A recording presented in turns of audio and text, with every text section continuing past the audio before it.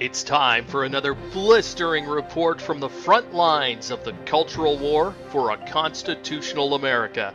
And now, here's your host, Charles Benninghoff.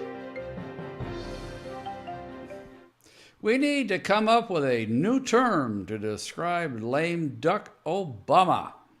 Calling him a lame duck implies he's hobbled or that he somehow has slowed down during his final days in office.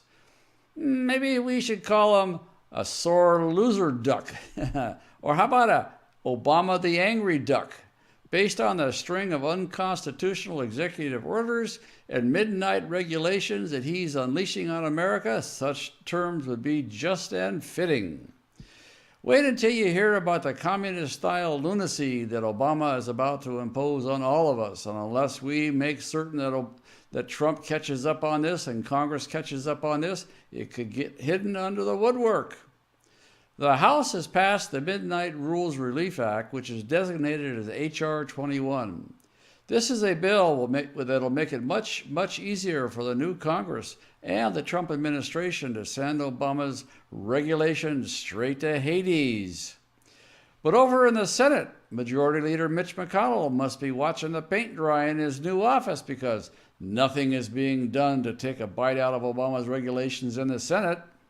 Today, I'll let you know about a string of new regulations that King Obama is about to hammer America with. And I hope this message will get you fired up enough to send a message to Mitch McConnell and the Senate Republicans and tell them to pass the Midnight Rules Relief Act. So what does dictator Obama have in store for us this week? Wait till you find out. So let's take a look. First up is Obama and the crooked Hillary's revenge against the coal miners. We all remember that Hillary Clinton made this pronouncement on the campaign trail. If you don't recall, listen up. I'm the only candidate which has a policy about how to bring economic opportunity using clean, renewable energy as the key into coal country, because we're going to put a lot of coal miners and coal companies out of business. Well, it's no surprise to anyone with a brain in their head that coal miners voted overwhelmingly for Donald Trump after Crooked Hillary made that statement. Crooked Hillary won't get her chance to put coal miners out of work, so Obama will do it for her with a new regulation on his way out the door. Obama is about to have the Occupational Safety and Health Organization, nicknamed OSHA, reduce the amount of beryllium a worker can be exposed to in an 8-hour day by 10 times. This won't just affect coal miners, though. It will also hit workers in the fields of ceramics, foundry working, smelting operations, even dental labs. Do you know that beryllium is virtually everywhere in the universe? It's everywhere. OSHA estimates that it will cost companies an average of $37 to $39 million per year to comply with this new rule, meaning that companies will either have to lay off workers or push those massive cost increase onto you, the customer. Next up is Obama's regulatory revenge against schools. Yes, schools. The Democrats have it out for schools, that's for sure. If you have a child or grandchild or a niece or nephew in a public school, you're going to want to hear this. Obama has a new regulation from the Department of Education that's about to go into effect by the end of this week, in which the federal government will direct how all state and local education dollars have to be redistributed. You can fire your local school board because the feds are going to tell your local schools how and where to spend their tax dollars. They will be useless. No more local control over schools or school agendas. Now listen to this. There are 6,000 school districts in America in which some schools are doing well and some schools obviously are doing very poorly. This is unfair in the eyes of a communist like Obama. So rather than impose incentives for failing schools to get better, Obama will have the Department of Education steal money from the better schools and redistribute that wealth to the poor schools. This is the biggest federal power grab over state and local schools that has taken place in this century. The federal government is saying, through this regulation that has not been passed by a vote of Congress or even considered by Congress, that all schools have to have the same amount of money spent on them. States are being given a choice of either raise taxes to make up the difference, otherwise the Department of Education will divert the money from successful schools to failing schools, and it'll do it on its own. If you think that's not enough reason to speak out to Congress, how about Obama's regulatory revenge on your kitchen stove? I'm going to go on a rant here for a minute because the unnecessary environmental regulations that are being imposed on American households are a huge quality of life issue that impact everyone. The United States has the cleanest environment of any country in the world, bar none. I don't care what the environmentalists tell you. They can't prove otherwise. The denizens of the communism world and the socialist world, for example, in China and India, are polluting the entire world with their smog. It's wafting over continents and is causing everybody having to have breathing problems. But what do the communists like Obama here in the United States do? Nothing about that. They only want to tear apart America.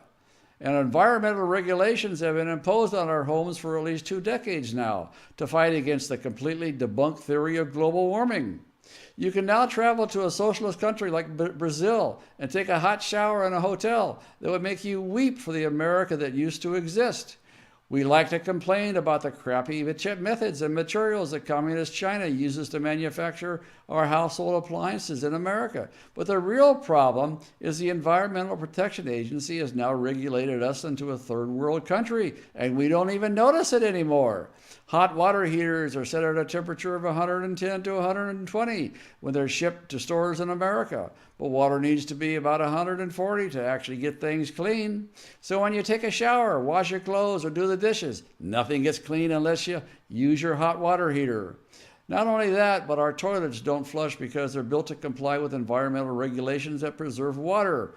You know, it's great to preserve water, but when it comes to the cost of health issues, I think we have enough water. California's recent deluge has proved that true. And because cities no longer keep enough water pressure in the lines, again, to preserve water and prevent the myth of global warming, everyone's home and apartment suffers.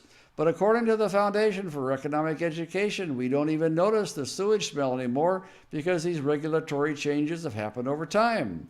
And all this is to fight against the mythical boogeyman of global warming.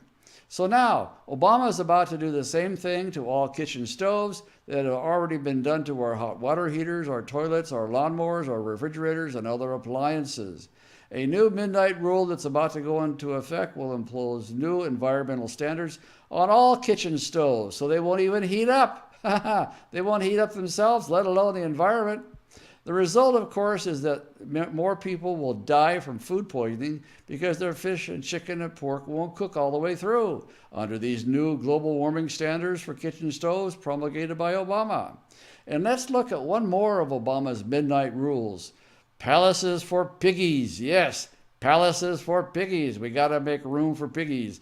And I'm not talking about piggies in Congress. This is a new rule for actual pigs, or at least certified organic pigs.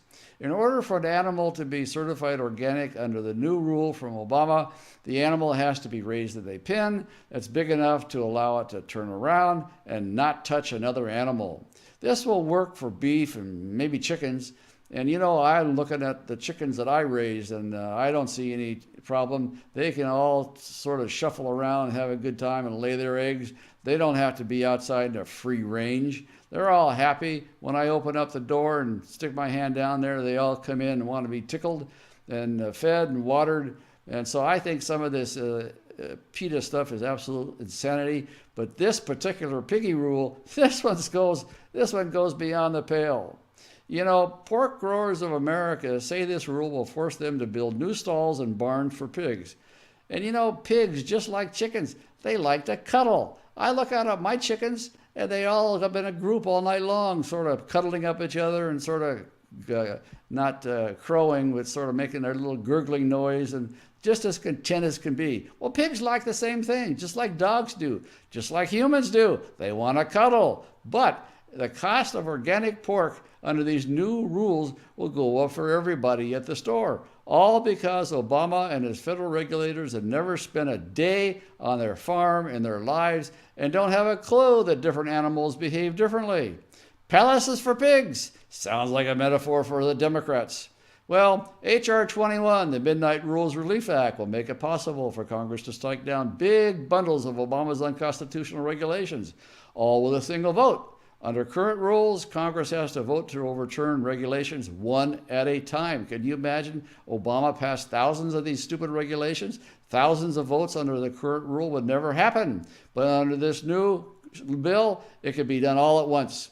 Because of that rule, and because congressional time is limited by things like fundraising and watching the paint dry in Mitch McConnell's office, Congress has only overturned one federal regulation since 2001. One in 15 years. That's why we need to put massive pressure on the Senate right now. We need to demand that the Senate GOP follows through and passes the Midnight Rules Relief Act. We put in a tremendous amount of effort to get this bill passed in the House, and now we need your help to push it through the Senate.